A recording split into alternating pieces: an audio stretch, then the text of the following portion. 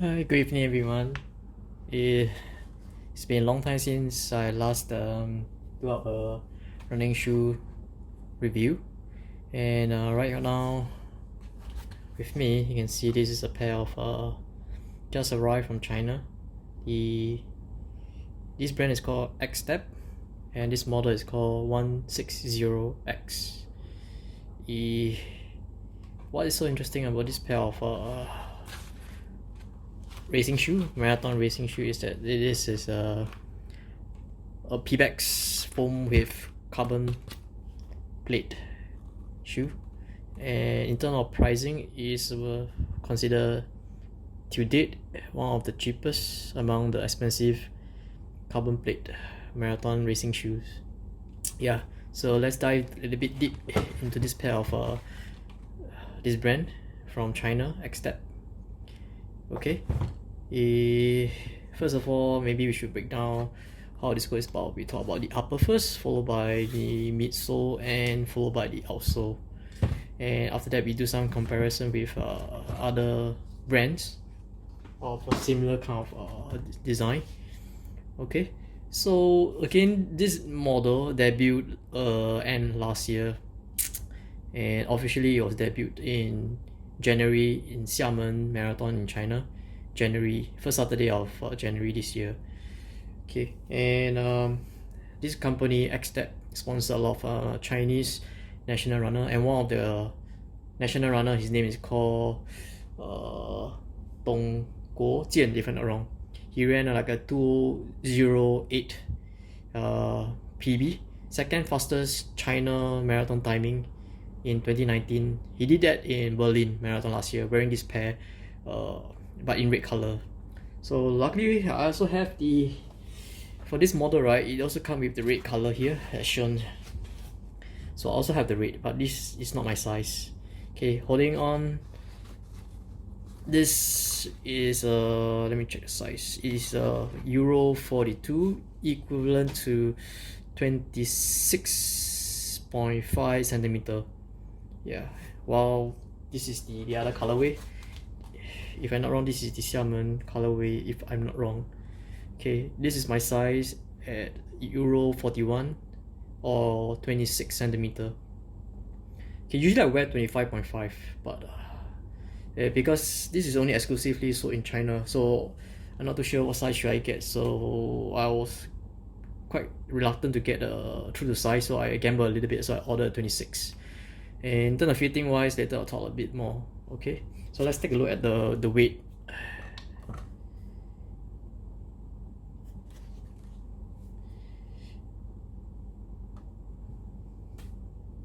So this is 26 centimeter. For those wearing US sizes, this should translate to US 8, and the weight is 189 gram. Okay, while the 26.5 centimeter or Euro 42, slightly heavier, 3 gram heavier, so 192 gram. Okay, so let's talk a little bit on this shoe. I believe there isn't much English review for this because it's a Chinese brand, marathon shoe. I think there's a lot of Chinese reviewer, but not so much of English. Hopefully those who are interested in this pair of racing shoe, through this video you can get a little bit more understanding, because you can't find a lot of technical specs on this online. Yeah, okay, so let's talk the upper first. So if you look at the whole entire shoe silhouette, it does resemble those Japanese racing shoe like A6 Tata Japan or Mizuno Wave and Pro. So let me show you. So this is A6 Tata Japan, a very popular marathon shoe used by a lot of sub 3 hour or just 3 hour plus marathon runners. So this is the outsole shape, and if you compare right, they also does resemble, right? That's why I say he does have the A6 starter or the Mizuno Wave Emperor kind of silhouette in terms of the outsole, and in terms of the side view as well. This is the back view. Yeah. So I guess this is a very Asian oriented kind of concept design shoe for the elite runners, or runners who want to go for a very fast PB marathon timing. So the upper itself is very translucent, so you can see my finger. Yeah, and the fabric itself is quite plasticky kind. Yeah. So I haven't really wear and test it yet, so this is just basically like a so-called the unboxing video.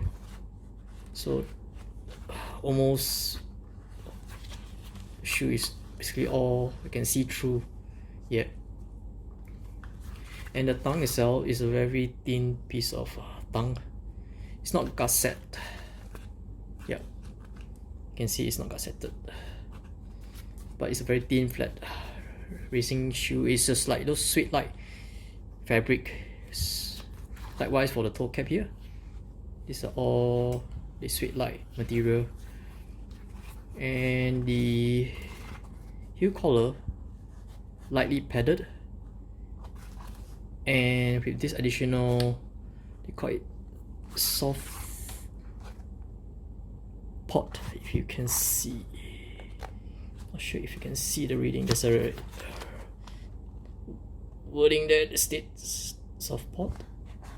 It's supposed to reduce any slippage, heel slipping. Let me see. And the socks liner, is it removable? I think should be removable. Yep. So it's a, let me take out. Yeah, it's a very thin piece of socks liner. What did this state here? This is the. So let's take a look inside.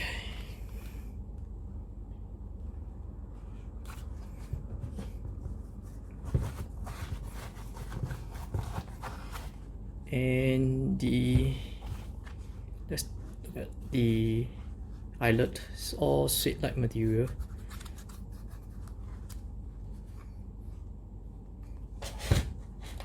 And the laces are all the thin flat kind. It's very common for racing shoe.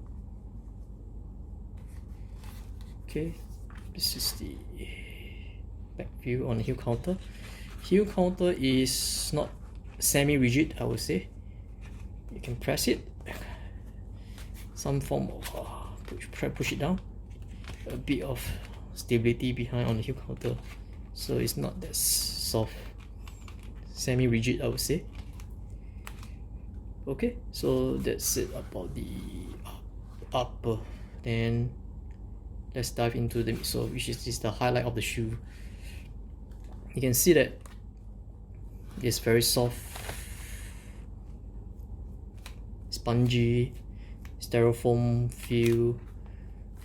For FYI, this is a Pebax material. Okay, Pebax has been very popular these days because it is much lighter, yet more bouncier than ETPU. ETPU will be material, will be like, you know, Adios, Boost. Boost foam is basically made of ETPU, while this is a Pebax material. So company like Saucony, Reebok, yeah, they're all using Pebax midsole these days. Yeah, so Pebax is just a material name, generic name. Yeah, so for this company, Xtep, and this model 160X, okay, is using also Pebax, but they call it dynamic foam, X dynamic foam. Yeah, but this is just a fanciful marketing name. It's just a Pebax. So in comparison, what I have here is the Reebok Float Right Run Fast. Right, so this is also a Pebax foam. Yeah, so in comparison, they are very similar in terms of when you press them, in terms of density, and in terms of like, you can feel that there's the bounce back when you compress it and let go. Yeah, very styrofoam kind of material. Yeah, so if you ask me how does it feel like, it does feel like Reebok midsole foam. Yeah. Then I also have the Nike Next Percent, the Zoom X foam.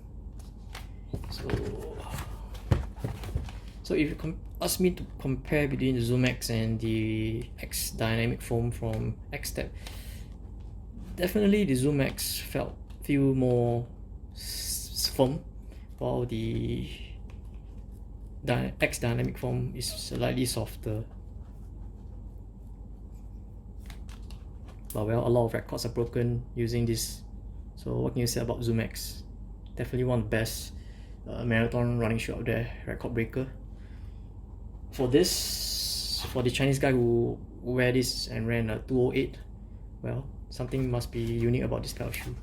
Yeah, other than the 360-degree P-Bax foam, right? It also has the carbon plate inside the midsole. It's like a Y-shaped carbon plate. For more illustration, you can actually look at their Xtep official website, so you can see the shape of the carbon plate. If you ask me about the flexibility of the carbon plate, this is the Next Percent. With the carbon plate, it's literally almost impossible to flex it with your bare hand because of the rigidity of the plate. Yeah, see, it's very difficult to flex. While the 160X, you can see how flexible it is. Okay, the thing is that most shoes, sometimes when you flex it, right, through times, as time goes by, it loses that kind of like, and snapping back kind of energy return. But for this, because of the plate, when you flex the shoe, you let go, you can feel that you're flexing the plate, not just only the foam but the plate. So the carbon plate flex, really like snap back, give you that kind of energy and kind of additional bounce. Yeah, like a lever system. So yeah. So in terms of running, when you run fast, I'm sure definitely you can feel the assistance of the plate. Yeah, of course for the Next Percent, you need to run at a certain pace to reflex the plate, but while this is more forgiving. So if you ask me, like, I mean, this shoe is more adaptable for most level runners, from elite to elite joggers or to Boston qualifiers, alright, because it's more forgiving. Yeah. Well, let's take a look at the outsole. Again, this is a very kind of like how do I put it? Like those ASIC starter, right? You have these PU polyurethane materials, those black dots on the forefoot that give you additional tractions when you run fast. Yeah, so likewise for the 160X, you also have a lot of this kind of like, I would think this is also PU, but it felt more rubbery than really PU material. PU is more rough. Well, this is a little bit more rubbery. Yeah, so you can see there's a lot of X that represent the name of this shoe. Yeah, so it definitely give you additional tractions on the forefoot. Yeah, so I believe these are some hardened carbon rubber to give you additional durability. Yeah, some cut away decoupled material here to reduce the weight. And I believe this is a ventilated hole for, well, ventilations, especially in a hot climate like Singapore. Yeah. So if you look at the waistline, slightly narrow here versus the Tata Japan, which is more wider here.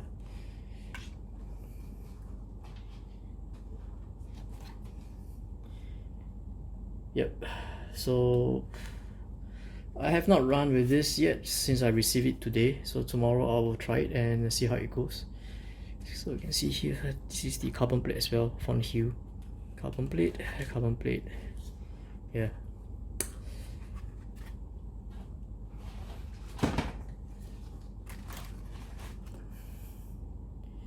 So if you have any questions, do drop in a comment so I can reply to you. Yeah, again, price.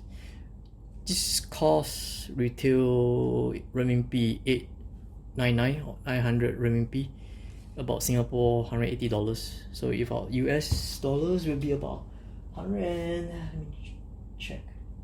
Currency converter US dollars.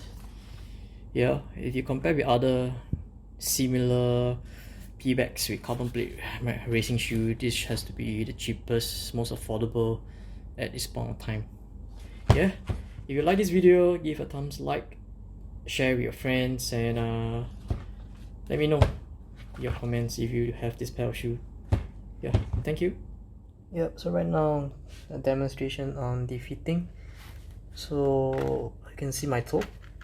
Of course right now there's no socks, so with the considerations of having socks, I still think it's a little bit too long. So anyone who want to get this pair, I would do recommend you get true to size, because I get a fair bit of space in front.